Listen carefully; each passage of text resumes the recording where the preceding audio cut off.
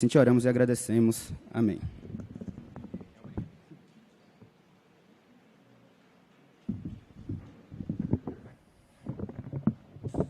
Amém. Meus queridos irmãos, uma boa noite, a graça e a paz do Senhor Jesus. Amém. Querido pastor Clélio, prazer revê-lo. Meus irmãos, eu estou muito feliz em poder voltar à quarta igreja presbiteriana. Nós estamos no aniversário da UPA, em comunhão com a UMP, não é isso? E nós estamos pensando um pouco acerca do bom combate da fé hoje à noite. Será o nosso tema para reflexão. E eu escolhi um texto, na verdade eu orei ao Senhor, procurei orientação da parte do nosso Deus. Ele me propôs um texto ao coração, eu gostaria de compartilhar com os irmãos hoje à noite. Se encontra no livro do profeta Daniel, no capítulo 6. Eu gostaria que os irmãos permanecessem com as suas Bíblias abertas. Nós vamos aqui entrar no contexto desse texto, e à medida que nós formos lendo, os irmãos vão nos acompanhando, e se Deus permitir, daí a pouco nós vamos procurar compreender aquilo que o Senhor quis nos ensinar com base nesse texto tão conhecido.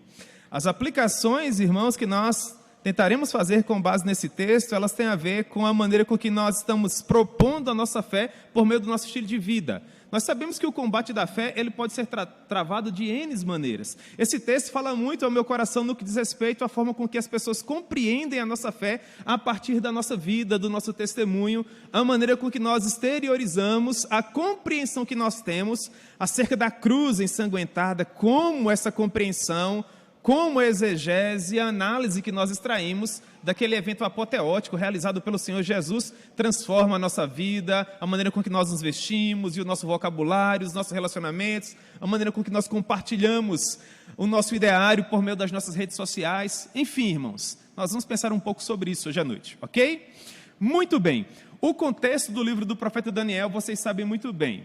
Por volta do 11º século antes de Cristo, o reinado de Israel se dividiu em dois outros grandes reinos. Nós deixamos de ter uma capital em Israel e passamos a ter duas capitais. Uma capital ficava mais ao norte, a cidade principal seria Samaria, e uma outra capital ficava mais ao sul, a cidade principal seria Jerusalém. Portanto, dois reinos. As 10 tribos do norte ficavam com a capital Samaria, e a tribo de Judá e parte da tribo de Benjamim ficavam na região mais ao sul.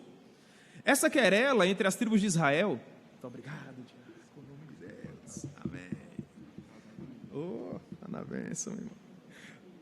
Durou pelo menos, irmãos, 200 anos. A região norte fez sempre o que era mal perante os olhos do Senhor. Houveram 20 dinastias, 20 reis se sucedendo uns aos outros, todos eles sempre fizeram o que era mal perante os olhos do Senhor. Deus levantou profetas para tentar amainar a idolatria do povo. Deus levanta homens da estirpe de Elias, por exemplo, Eliseu, mas nem assim a região mais ao norte de Israel desviou-se da sua idolatria, fazendo com que seu coração viesse a mais uma vez ser reto perante o Senhor, até que por volta do ano 722 a.C., vem o Império Assírio, leva as 10 tribos cativas lá para aquela região que estava acima da Arábia. Aquelas tribos, elas se miscigenam, elas se caldeiam com outras culturas e finalmente desaparecem. O fato é que 100 anos se passaram após a queda do norte, e o reino do sul poderia ter aprendido com o seu reino vizinho acerca do grande abismo que se chama idolatria, para mudar de vida e finalmente passar a fazer o que era bom, o que era reto perante os olhos do Senhor. Só que, infelizmente, o reino do sul não aprendeu com o reino do norte, se bem que nós tivemos períodos de avivamento dentro do reino do sul, como na época do rei Zedequias, como na época do rei Asa, como na época do rei Josias, mas esses avivamentos não foram suficientes para fazer com que aquele povo de fato se arrependesse, mudasse de vida e voltasse a fazer o que era reto perante os olhos do Senhor. Até que finalmente, por volta do ano 605 a.C., Deus levanta um novo império, dessa vez o Império Babilônico. E o objetivo do Senhor era levar a região mais ao sul de Israel, que tinha como capital Jerusalém, lá para a Babilônia, o período que nós conhecemos como cativeiro babilônico. No período veterotestamentário, as pessoas que estiveram escrevendo a respeito desse período foram os escritores dos reis, sobretudo o segundo livro, o livro das crônicas, sobretudo o segundo livro, nós temos o livro do profeta Jeremias, nós temos o livro do profeta Abacuque. Abacuque foi peculiar. Deus revelava a Abacuque aquilo que se passava em seu coração, Abacuque intercedia pelo povo, e a resposta do Senhor é que Deus não mudaria o seu vaticínio. A sentença seria de fato exílio, a sentença seria de fato sofrimento, vergonha e profunda dor. E Abacuque, vocês sabem muito bem, coitado, tinha um coração profundamente enternecido, e ele dizia: Senhor, por que tu me mostras aquilo que pretendes fazer e me fazes orar, se o teu objetivo não é mudar de ideia? Diálogo interessante entre Abacuque e o Senhor, e Deus dizia: olha, Abacuque, escreve o que eu pretendo fazer num outdoor gigantesco, para que até aqueles que passam apressados percebam que eu, o Senhor, é que farei isso com o meu povo. Por que Deus tinha esse objetivo? Porque aquele povo, sobretudo aquela região mais ao sul, não sabia o que era a vergonha da derrota. Sempre, para usar um jargão bem popular, aos 45 do segundo tempo, Deus sempre ia lá e mudava a sorte do povo, Jeová Tzidkenu, aquele que não conhece a derrota. Só que agora seria diferente. Deus permitiria que o seu povo viesse a ser envergonhado por conta daquela crassa idolatria.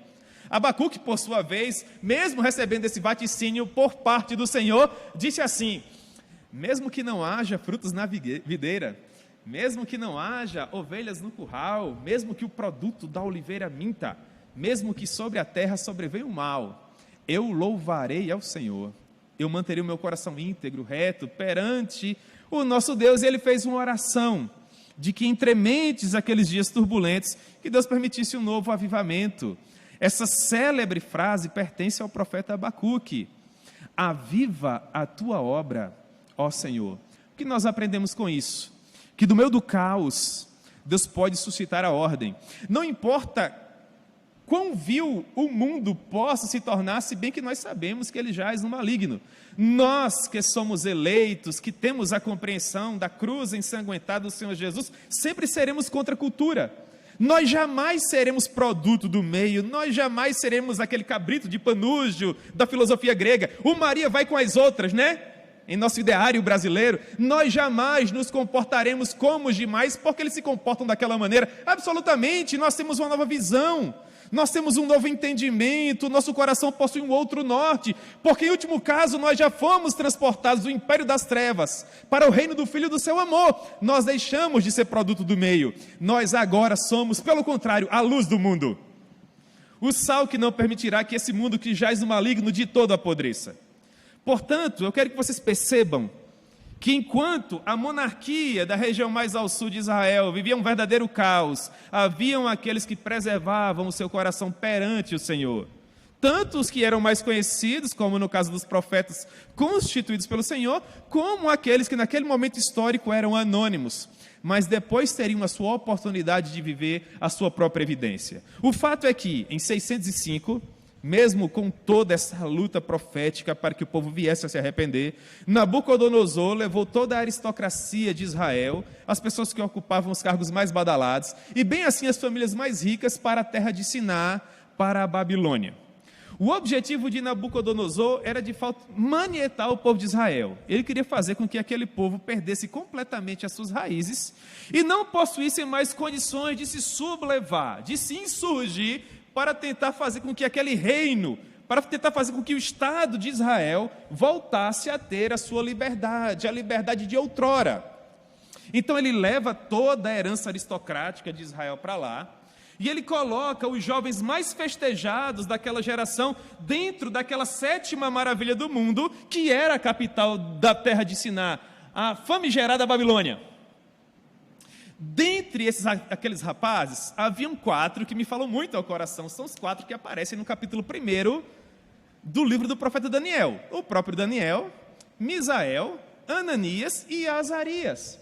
Percebam, o objetivo de Nabucodonosor, conforme eu já lhes expliquei, era mitigar no coração de Israel o desejo de voltar a ser um Estado livre, um Estado independente. Então o que ele fez? Ele trouxe as mentes mais brilhantes para Israel, a aristocracia, aqueles que eram filhos dos mais abastados, que teriam condições de em algum momento se levantar para, quem sabe, tentar reconstruir Israel, e trouxe para comer na sua mesa.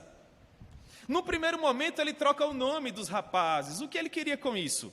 Nós sabemos, à luz da mitologia judaica, ou melhor, da cultura judaica, que o nome estava literalmente associado à personalidade da pessoa. aquilo que, grosso modo, Deus o havia levantado para fazer.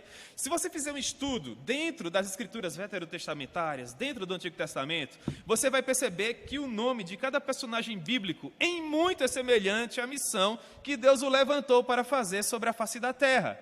Com aqueles rapazes não era diferente. Então a Daniel se lhe deu um outro nome, Beltesazar.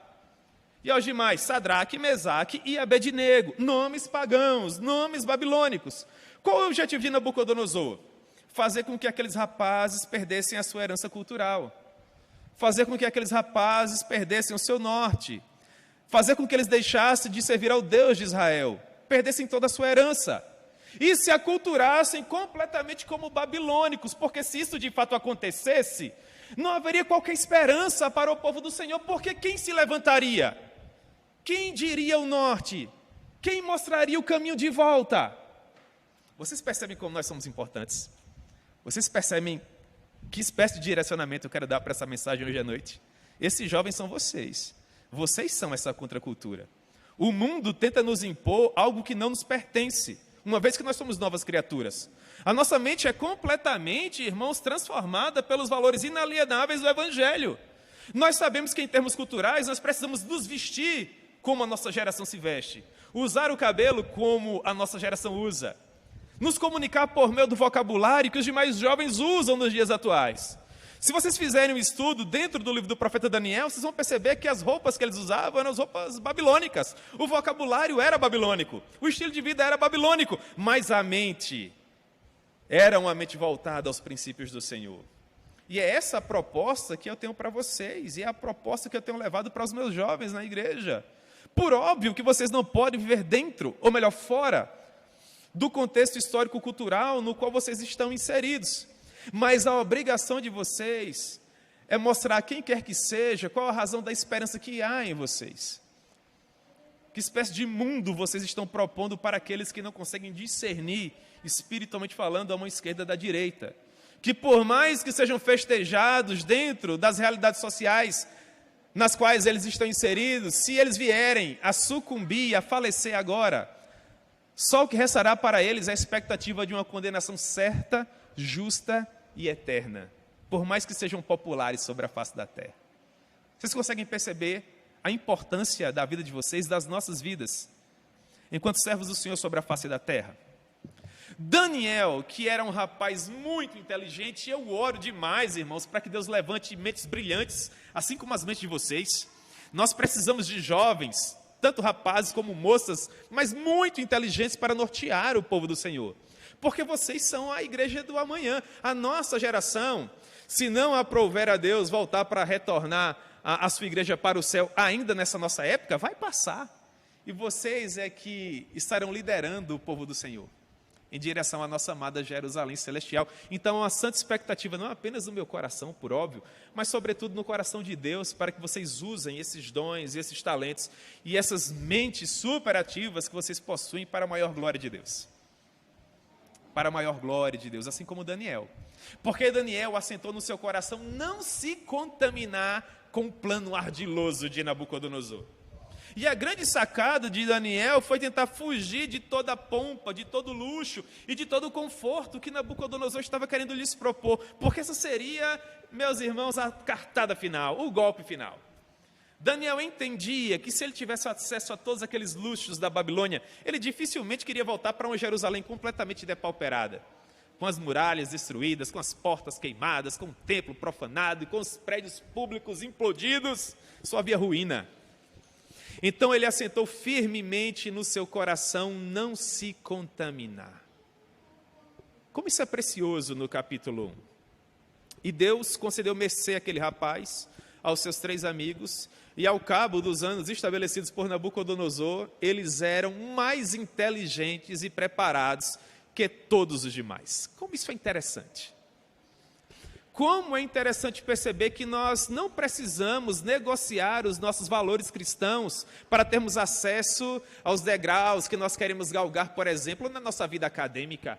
Nós não precisamos negociar os valores que nos foram impingidos por meio do sangue de Jesus que foi vertido por nós na cruz do Calvário para nos tornarmos graduados, ou mestres, ou doutores, ou mesmo pós-doutores. Nós não precisamos nos assentar na mesa do politicamente correto, renunciando aos nossos valores, irmãos, para podermos fruir daquilo que a nossa vida acadêmica tem a nos oferecer. Pelo contrário, nós olhamos para as Sagradas Escrituras e percebemos que, conservando a nossa fidelidade, ainda que todas as pessoas digam que não, Deus poderá sim ser suficiente para nos fazer viver todos os nossos sonhos e depois nos colocar na glória, que é o que finalmente importa. Porque se nós ganharmos o mundo inteiro, termos todas as auréolas culturais, currículo mais elaborado, e ao cabo dessa jornada perdermos a nossa alma eterna, de que isso terá adiantado? Se, segundo Moisés, no Salmo 90, o que nós experimentamos sobre esse torrão chamado planeta Terra não passa de 70 anos. E aqueles que são mais robustos e não comem tanta maionese e ketchup, pode viver até 80, mas a custo de muita canseira e enfado, né? Ponderem onde vocês querem chegar, sobretudo eternamente. A informação principal para essa introdução se encontra no livro do profeta Daniel, capítulo 1, versículo 21. O que é que o versículo 21 diz? Que Daniel permaneceu até o período do rei Ciro ou do rei Dario. O que significa? Que Daniel se tornou um dos principais gestores da Babilônia, mesmo tendo seu coração completamente consagrado ao Senhor, e ele conseguiu caminhar com desenvoltura nos corredores festejados da 7ª maravilha do mundo por 70 anos, sem se contaminar. Isso para mim é o bom combate da fé. Porque passaram Nabucodonosor, Evil-Merodach, Nergal-Sarecer, Nabônido e finalmente nós chegamos a Beltesazar. 70 anos se passaram, 5 monarcas se sucederam e Daniel continuou tendo um cargo de prestígio e o coração completamente consagrado a Deus. Você percebe? Não precisa fazer conchavo, você só tem que ser santo e Deus vai honrar você. 70 anos se passam, nós chegamos ao capítulo 6. E no capítulo 6 nós percebemos que é uma transição.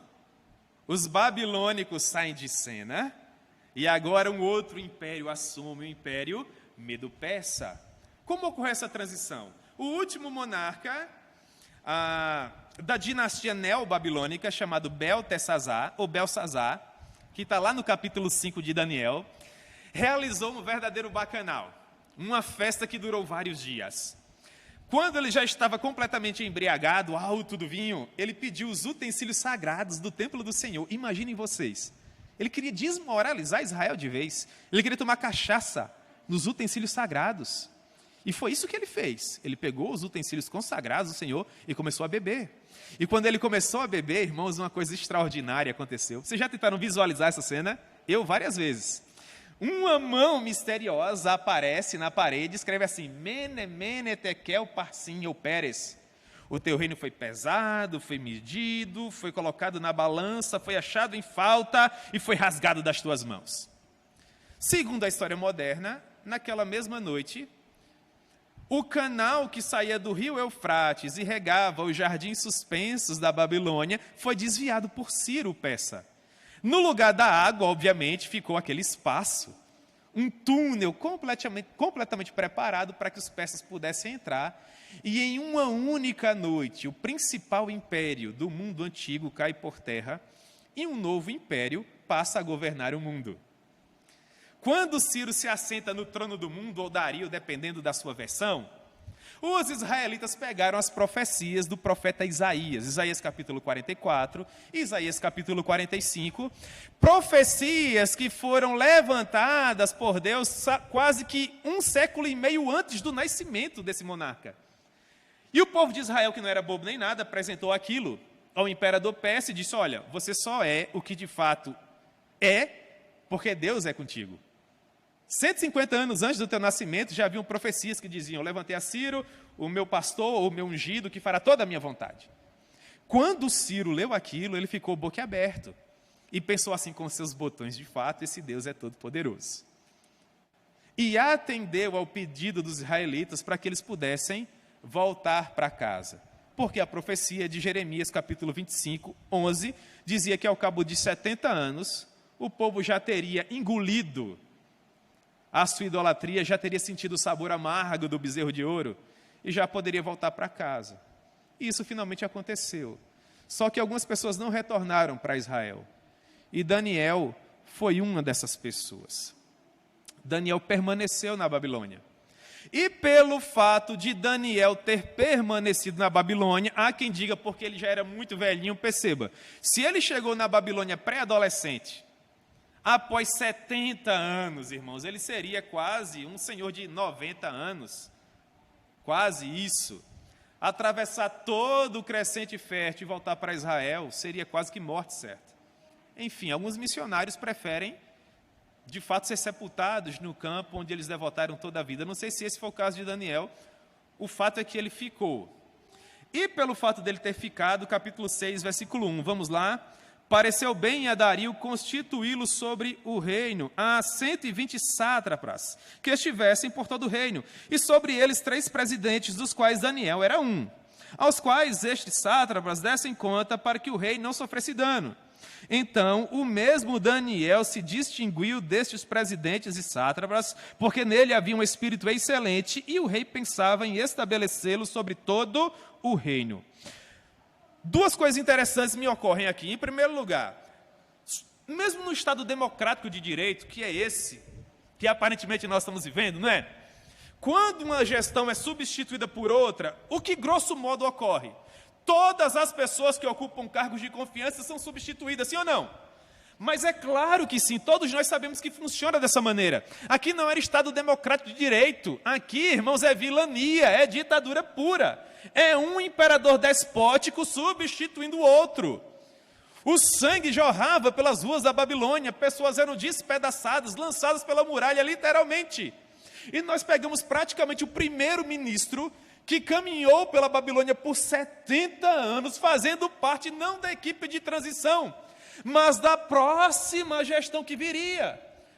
O imperador havia levantado 120 pequenos governadores e 3 principais governadores que dividiriam o mundo literalmente em 3 partes. E pasmem vocês, Daniel seria um desses cosmocratores.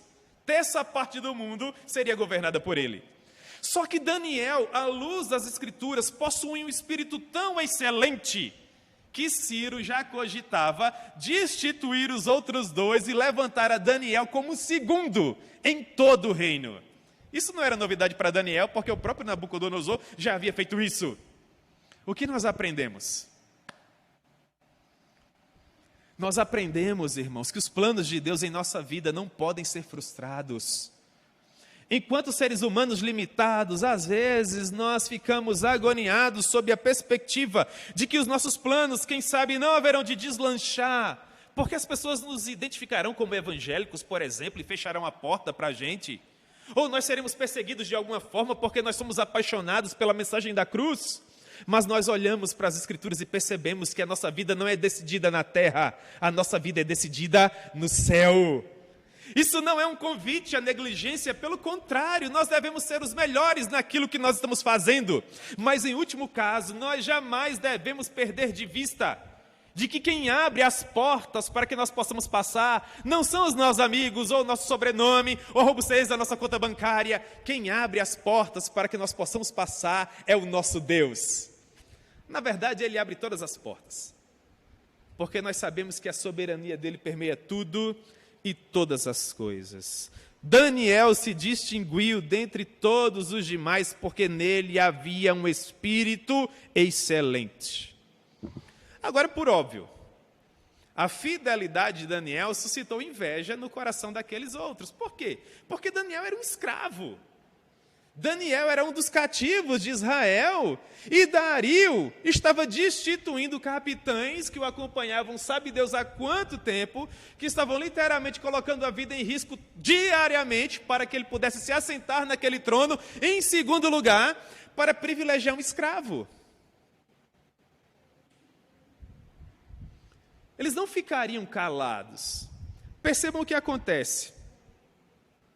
Então os presidentes e os sátrapas procuraram ocasião, versículo 4, para acusar a Daniel a respeito do reino, mas não puderam achá-la, nem culpa alguma, porque ele era fiel e não se achava nele erro ou culpa. A primeira alternativa encontrada pelos inimigos para destruir a vida de Daniel foi por meio da sua vida pública. Agora, irmãos, esse é o ponto alto para mim dessa exposição. Peguem um político, meu querido presbítero, com 70 anos de vida pública e 120 governadores com todos os seus assessores, e sabe mais Deus quantas outras pessoas escrutinando a vida do homem, sabatinando. Vocês sabem o que é isso? Peguem os livros de contabilidade da gestão de Daniel. Ele recebeu propina de alguém. Todo homem tem o seu preço, vamos encontrar suborno na vida dele. 70 anos de vida pública, sabe quantos erros eles encontraram na vida de Daniel? Digam para mim, nenhum. Como isso é maravilhoso! Nós olhamos para um cenário como o brasileiro, por exemplo, onde as instituições praticamente não nos passam qualquer segurança, não é assim? Nós quase que não confiamos mais em ninguém, porque as notícias dos telejornais são as mais terríveis. Mas nós olhamos para a Escritura e percebemos, irmãos, que é possível termos pessoas de valor gerindo as nossas vidas. Quem sabe por isso o apóstolo Paulo nos incite a orar tantas vezes pelas autoridades constituídas. Eles não encontraram brecha na vida pública de Daniel. Então eles pensaram a segunda alternativa, versículo 5. Disseram, pois, estes homens, nós nunca acharemos ocasião alguma para acusar a Daniel. Irmãos, se eu fosse da Sociedade Bíblica do Brasil, isso aqui era escrito com letras douradas. Porque isso aqui é prova da fidelidade, da graça e do amor de Deus. Deus respondendo às orações de um rapaz que chegou pré-adolescente numa terra hostil, longe do papai e da mamãe, com todos os motivos do mundo para ser um revoltado, para sair por aí pichando parede, com a vida completamente depauperada, porque ele estava longe de tudo que ele amava. Mas esse jovem resolveu firmemente no seu coração não se contaminar. 70 anos se passam e centenas de inimigos a uma estão dizendo, nós nunca encontraremos brechas na vida dele, porque o coração dele é íntegro. Se isso não for, irmãos, o poder do Espírito Santo, eu não sei o que isso é. Segunda alternativa, vamos atacá-lo em sua comunhão com Deus, em sua relação com Deus. E foi isso que eles fizeram, versículo 6. Então estes presidentes foram juntos ao rei, percebam, uma reunião na calada da noite. Imagine aquela reunião numa sala escura, esfumaçada, onde 120 governadores estão traçando um plano ardiloso para tentar derrubar um. Eles se reúnem, vão falar com o imperador, e eles começam com aquele vocabulário que é próprio de quem não consegue subir com o mérito e tem que subir com outros meios que vocês sabem quais são. E eles começam, ó rei, vive eternamente. Todos os presidentes do reino, os prefeitos e balalá, balalá, balalá, concordaram em estabelecer um decreto onde, por 30 dias, qualquer homem que pedisse qualquer coisa a qualquer outro Deus, senão a ti, seria lançado na cova dos leões. Irmãos, percebam o que esses homens estão fazendo com o nosso dinheiro público.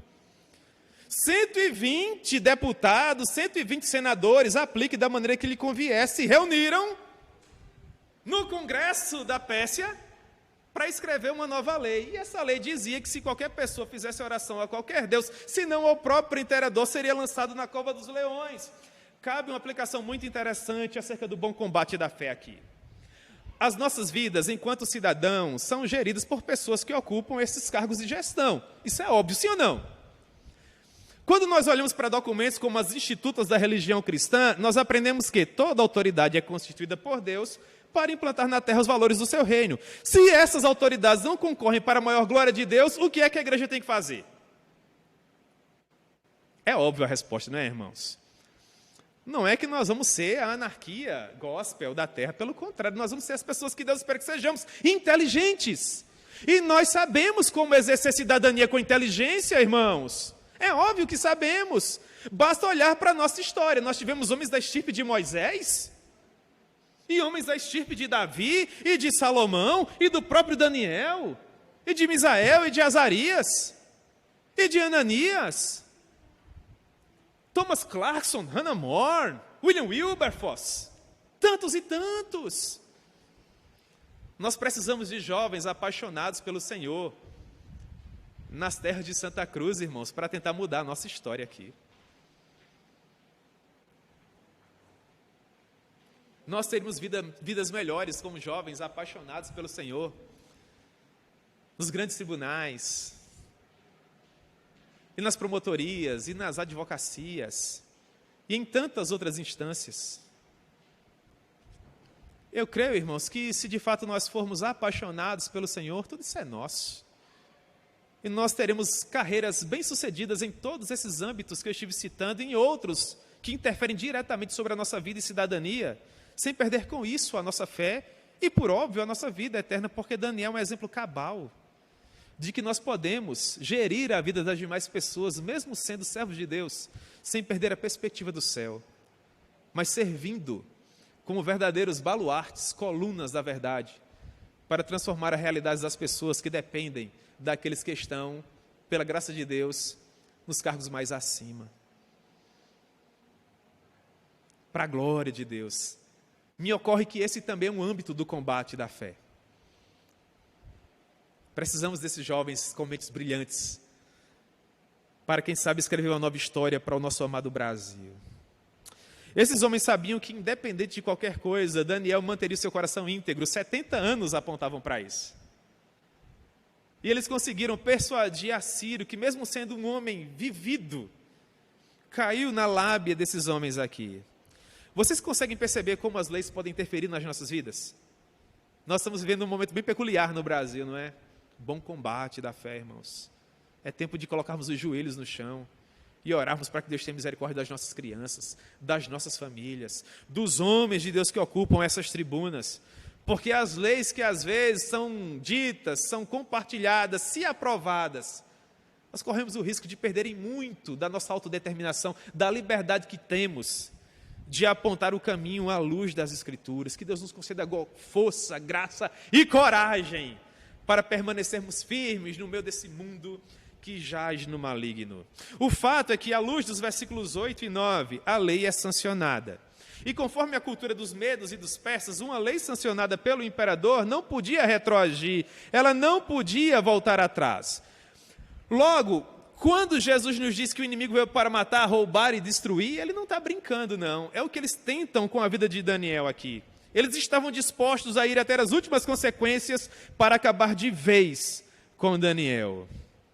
Não sabiam eles que maior era aquele que estava com Daniel do que aquele que estava no coração deles, esse mundo que jaz no maligno. Versículo 10. Quando Daniel soube que o documento havia sido assinado, ele foi para casa e orou como se nada tivesse acontecido, assim como ele fazia ao longo de toda a sua vida. Eu quero acreditar que uma verdadeira luta estava sendo travada no coração de Daniel. Ora, irmãos, ninguém coloca assim na agenda: amanhã, que data será amanhã? Quem lembra aí? Amanhã, 17 de outubro, eu quero morrer. Você conhece alguém que coloca assim, em sã consciência? Não, não é? Então, Daniel, quem sabe no meio da sua oração dizia: Senhor, tem misericórdia da minha vida, da minha alma. Olha para mim, aqui, né? Mas orou e confiou, esteve lá de joelhos. Daniel era um homem que tinha tudo que o dinheiro podia comprar.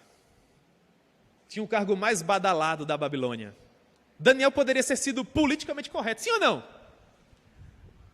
Eu sou um governador, a lei diz isso, eu não posso vir contra a lei do meu país, mesmo sendo cristão e sabendo que isso é errado, eu vou negociar com a minha consciência e, convenhamos, 30 dias, que são 30 dias, né? Eu vou comer na mesa de Jezabel 30 dias e no final eu vomito e está tudo bem. Do ponto de vista bíblico é assim, irmãos? Não, não é. Porque com Deus não tem jeitinho brasileiro. O reino dos céus é um reino de consciência. Ou ele é um reino de consciência ou ele não é nada.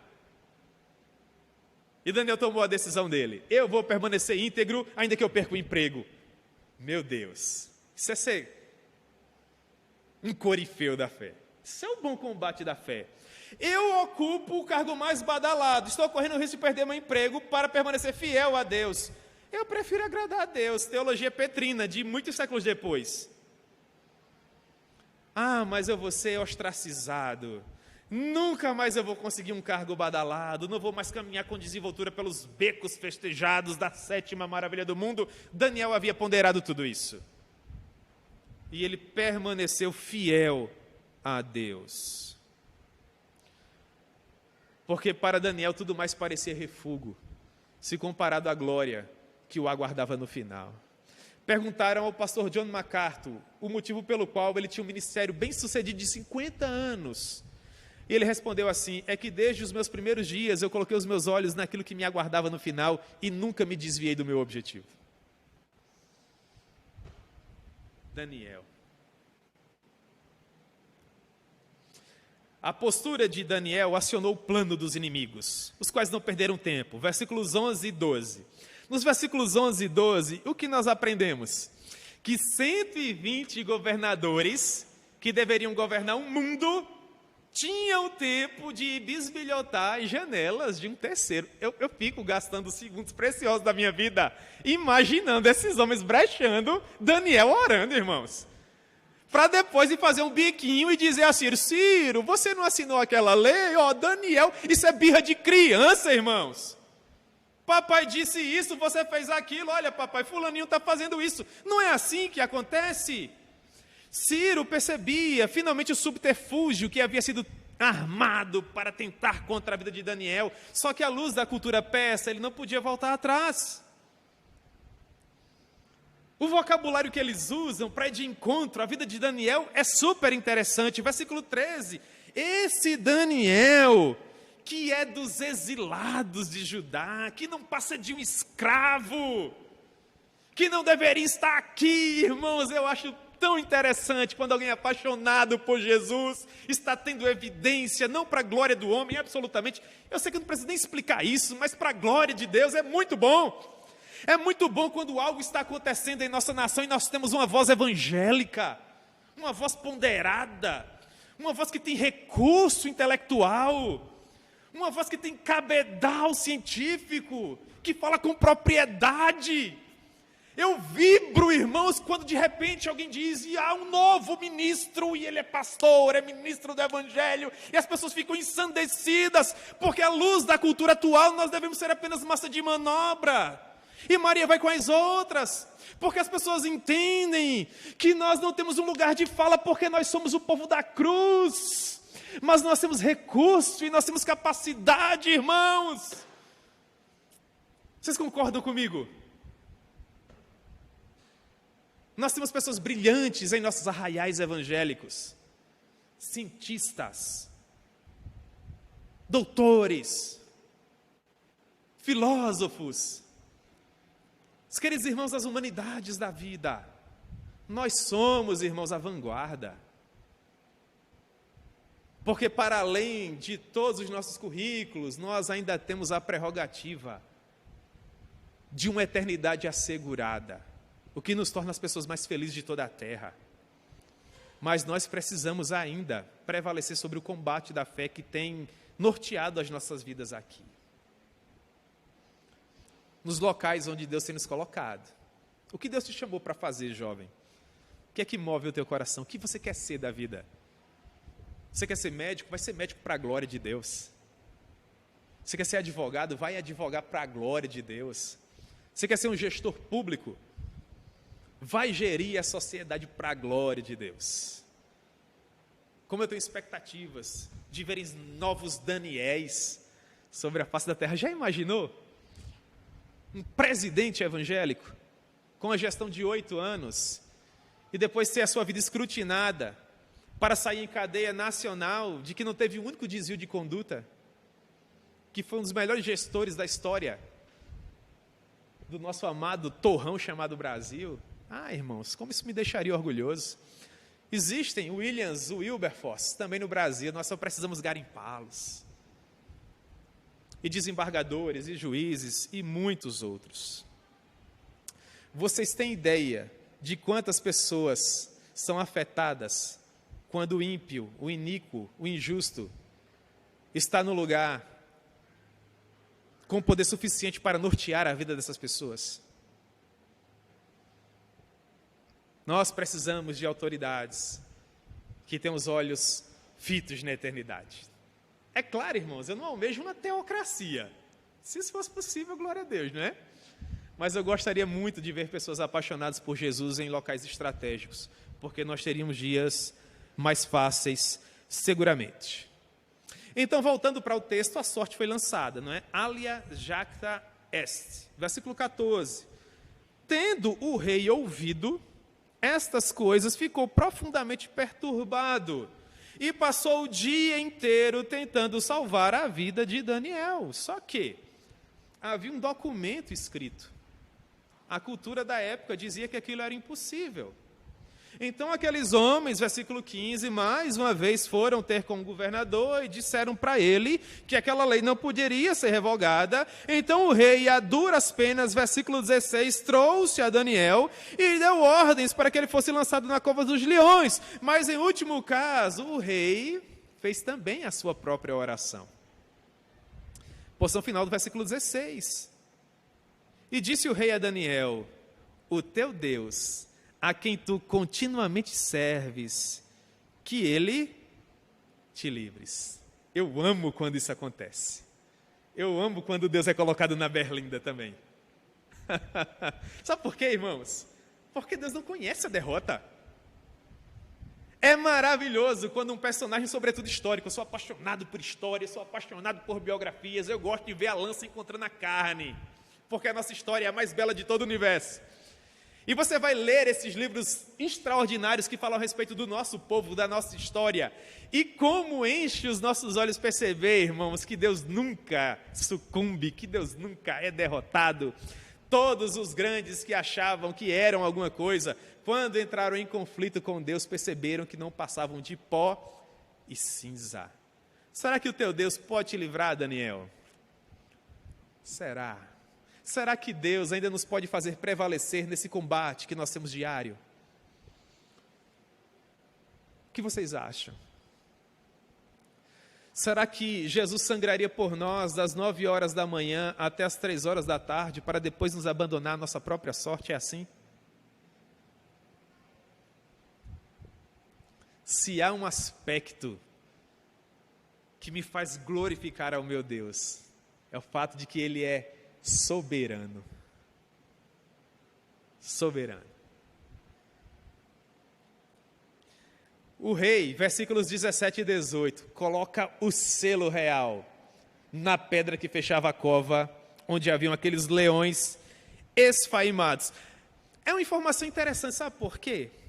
Porque quando você olha para os versos 17 e 18, e consegue, quem sabe, imaginar aquele selo real colocado ali, grosso modo, do ponto de vista humano, o que nós percebemos é que a última palavra havia sido dada: morte a Daniel, não é assim? Só que eu já falei isso para vocês e agora reitero: a nossa vida não é decidida na terra. Não é quando o juiz bate o martelo ou o médico diz que não há mais jeito. A nossa vida é decidida no céu. É lá, irmãos, que as coisas acontecem. É de lá que as ordens emanam. Porque a última palavra sempre será dele. É por isso que nós não temos inimigo à altura e caminhamos com a cabeça erguida, de maneira alvissareira, pelas ruas agora enlameadas de Campina Grande, porque acabou de chover. Porque só acontece conosco aquilo, irmãos, que mais glorifica a Deus, ainda que seja a nossa morte. Porque se nós fecharmos os olhos nesse torrão chamado planeta Terra, quando eles se abrirem mais uma vez, nós estaremos na presença daquele onde há abundância de alegria e delícias perpetuamente. Isso não é derrota, nunca o será. O rei perde o sono. Isso vai do verso 20 ao verso 22. Ele não consegue dormir, ele manda embora o bobo da corte, todos os músicos e bailarinas, o paizão real não abriu as penas naquela noite. Até que finalmente surge a alva. Vocês conseguem imaginar um monarca saindo de roupão às pressas para o corredor da morte para saber se o último condenado sobreviveu à sentença? Porque, grosso modo, isso milita contra a sobriedade do reino, sim ou não? Se eu, enquanto governador, condeno um homem à morte e ele não morre, quem sai desmoralizado? Mas por óbvio, não é? Só que o rei vibrava por sua própria desmoralização. Ele não aguenta nem chegar à boca da cova e grita de longe: ó Daniel, será o caso de que o teu Deus... E agora essa parte também seria douradinha. Se um dia vocês comprarem uma Bíblia cheia de letras douradas, é porque eu estou trabalhando na Sociedade Bíblica do Brasil.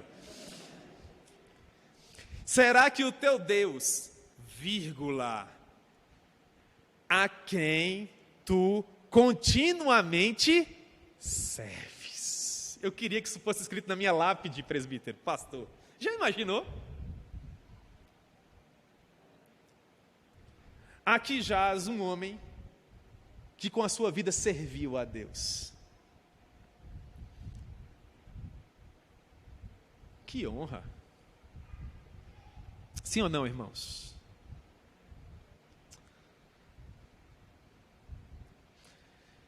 E Daniel grita da cova dos leões: não te preocupas, ó rei, porque o Senhor, a quem eu sirvo, enviou o seu anjo.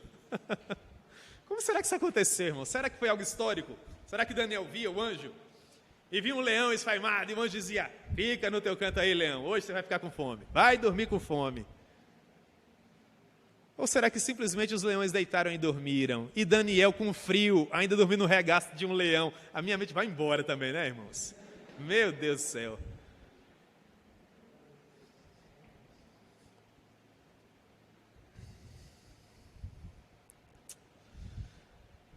O rei se alegrou sobremaneira. O rei ficou extremamente alegre. Mas o que mais alegra o meu coração acerca desse bom combate da fé é que a partir do versículo 25, Daniel nos diz assim: então o rei Dario escreveu aos povos, nações e homens de todas as línguas que habitam em toda a terra: eu faço um decreto, versículo 26, pelo qual em todo o domínio do meu reino, que os homens tremam e temam perante o Deus de Daniel. Isso é que é primeiro-ministro. Levantou-se sozinho contra todo o parlamento, para dar um exemplo da nossa época, né? Colocou a cabeça literalmente na guilhotina. E no final, o que é que nós temos? Uma lei que serviu para a maior glória de Deus. Não para a glória de Daniel, não para a glória de quem quer que seja, mas para a glória de Deus. Vocês percebem como o combate da fé de fato transforma realidades. Isso pode acontecer lá na sala onde você exerce a sua odontologia, ou no gabinete onde você exerce a sua advocacia, ou se você for um juiz de direito, onde você vai decidir sobre a vida das pessoas. Se você for um gestor, onde você vai colocar o nosso dinheiro surrado com o qual nós pagamos os nossos impostos para termos ruas pavimentadas, e segurança pública, e saúde, e lazer, e transporte, e tudo mais. Irmãos, as nossas vidas são norteadas por pessoas. E aqui nós temos um exemplo cabal de um homem que se levantou contra todo o império. Caminhou pelo vale da sombra da morte e voltou em triunfo para escrever uma nova lei que de fato concorreria para a maior glória de Deus. Por que Dario disse isso? Ele diz no versículo 26, porque ele é o Deus vivo e que permanece para sempre, e o seu reino não será destruído, e o seu domínio não terá fim. Ele livra e salva e faz sinais e maravilhas, tanto no céu como na terra. Foi ele quem livrou a Daniel do poder dos leões. E finalmente nós temos o verso 28.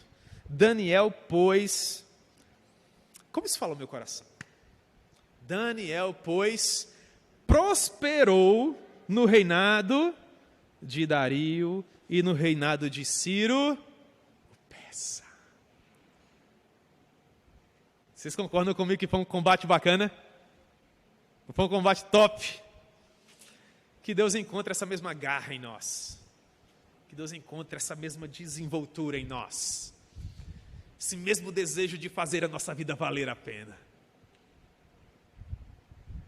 Que Deus use os nossos dons, que Deus use os nossos talentos, que Deus use essas nossas mentes transformadas pelo poder do Espírito Santo, para implementar na terra os valores do seu reino, e para tornar o nome dele conhecido até os confins da terra. Em nome de Jesus. Amém? Vamos orar? Senhor, nós amamos o Senhor profundamente. Nós agradecemos a Ti, ó Deus, por esses minutos de reflexão em Tua palavra. Muito obrigado. Aplica a Tua palavra ao nosso coração, ó Deus. Nós estivemos pensando acerca do bom combate da fé e aprove a Ti, ó Pai, nos propor Daniel como exemplo de alguém que esteve combatendo este bom combate. Conforme a Tua vontade, ó Deus, faça com que nós venhamos a ter vidas semelhantes, tendo, ó Pai, a oportunidade de provar a todos quantos que nós não negociamos os nossos valores, que nós não estamos preocupados com as auréolas humanas, porque nós já temos uma eternidade assegurada contigo na glória. Permita que a nossa vida venha valer a pena, Senhor, e que ao cabo da nossa jornada, nós, quem sabe, possamos nos alegrar, assim como Daniel, pelo fato de termos vivido vidas íntegras sobre a face da terra, coroando o combate que o Senhor nos confiou. É assim que nós oramos, no nome de Jesus. Amém. Valeu, João. Amém, meus irmãos. Já caminhando para o fim, gostaria de convidar aqui à frente para fazer a oração de encerramento e impetrar a bênção apostólica o nosso pastor Clélio. Gostaria de pedir que todos ficassem de pé também para este momento de oração final. Vamos orar. Senhor nosso Deus, Pai querido, louvado para sempre seja o Senhor. Obrigado pela palavra, ó Deus, que o Senhor traz ao nosso coração nessa noite. Deus, o Senhor é magnificado, glorificado em tudo, Senhor Deus. Nós somos gratos pela vida do Teu servo, que foi instrumento do Senhor. Abençoa a nossa mocidade, que essa palavra tenha encontrado o seu lugar no nosso coração e que nos empolgue a viver, ó Deus, uma vida totalmente dependente do Senhor nesse mundo. Esse mundo, Senhor Deus, precisa de jovens dependentes do Senhor, confiantes no Senhor e, ó Deus, ousados no Senhor e na fé que o Senhor nos deu. Abençoa a nossa mocidade, que o Senhor lhe dê muito mais anos de vida, que o Senhor, ó Deus, abençoe cada jovem dessa igreja a continuar, ó Deus, lutando firmemente pela fé evangélica. Em nome de Jesus Cristo, abençoa não apenas a nossa mocidade, a nossa juventude, mas a juventude de todas as igrejas compradas pelo sangue do Teu Santo Filho, ó Deus, espalhada por toda a face da terra. Em nome de Jesus. Amém. Recebam a bênção, irmãos. Que a graça do nosso Senhor e Salvador Jesus Cristo, que o amor de Deus, nosso eterno, bondoso e soberano Pai, que as alegrias e consolações maravilhosas do Espírito Santo do Senhor repouse sobre a vida de cada um de nós, povo de Deus aqui reunidos, desde agora e para todo sempre. Amém. Amém, meus irmãos. Podem se sentar. Antes de liberar vocês, só alguns breves comentários. Primeiramente, agradecer a Deus, né, por esse momento, essa pregação maravilhosa da Palavra de Deus. E agradecer a todos vocês por poder estar conosco nesta noite, dando graça ao nosso Deus por mais um ano de sociedade, tanto da UPA quanto da UMP. Deus tem nos abençoado bastante. E este dia, este culto é prova disso, e em gratidão ao nosso Deus. Agradecer a todos que puderam participar aqui de forma mais ativa, contribuindo no louvor, em outras coisas, no lanche, por exemplo, ajudando na organização de forma geral. Sou muito grato a todos vocês, não vou citar nomes, senão vou esquecer de alguém. E agradecer também, em especial, ao pastor Jamerson, que dispôs há mais um ano de estar conosco aqui, dessa vez na UMP. Já chamei ele diversas vezes na época de UPA. Inclusive, só uma curiosidade, que na primeira vez que eu chamei ele, em 2017, ele pregou uma mensagem que, se não me engano, era um tema similar, e ele falou também sobre a empolgação do jovem empolgado em servir ao Senhor no mundo. E, mais uma vez, uma palavra que tocou muito no meu coração. Sou muito grato a Deus por ele ter vindo mais um dia estar conosco aqui. E depois eu vou dar até uma lembrancinha, agradecer. Espero que te abençoe. E não tem na sua coleção, é um livro, né? Adiantando aí.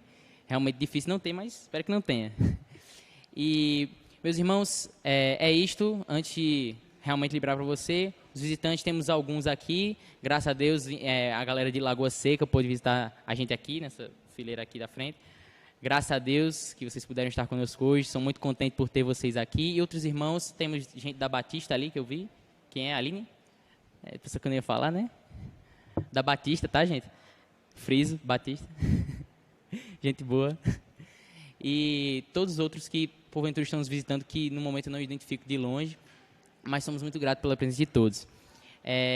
Neste momento agora, antes que eu me esqueça, Gostaria de pedir aos irmãos que se colocassem de pé só mais um momento, só dessa vez, só para que possamos recitar o moto da UMP, que é o nosso lema, só para encerrar este momento. Por gentileza, se coloquem de pé mais uma vez e me acompanhem, eu vou puxar e vocês acompanham, certo? Da última vez, no último culto, eu afastei o microfone para que não ficasse só minha voz no microfone, e a galera da live brigou comigo. Dessa vez eu vou falar no microfone. Alegres na esperança, fortes na fé, dedicados no amor e unidos no trabalho.